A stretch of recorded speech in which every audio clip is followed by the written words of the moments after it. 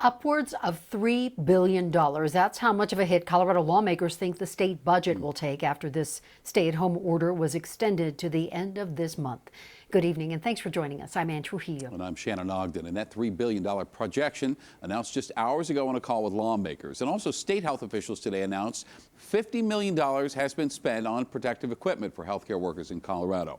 And now health officials are predicting that we might not see the peak until May. Here are the latest numbers from the state. Health officials did tweet out why there's a noticeable spike in today's case summary. And that's because of cases and deaths that occurred in days and weeks prior that the state is only just now reporting. So we are now up to 226 deaths in our state. 14 of those alone are connected to the Centennial Healthcare Facility in Greeley, which has seen a recent COVID-19 outbreak.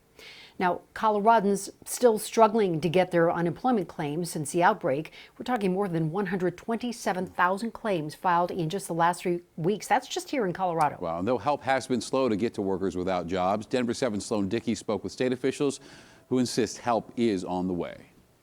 33 times more international flights canceled due to COVID-19 than the number of flights canceled due to 9/11. The numbers are staggering. And what I'm trying to do is protect my clients. For the owner of a small travel agency, they're downright terrifying. We are self-employed. We don't have anybody that we can fall back on. These people's cruise was canceled in April. Diana Senna was dealing with her worst-case scenario until the CARE Act gave self-employed entrepreneurs like herself something to hold on to. Please check back with this page for the latest information.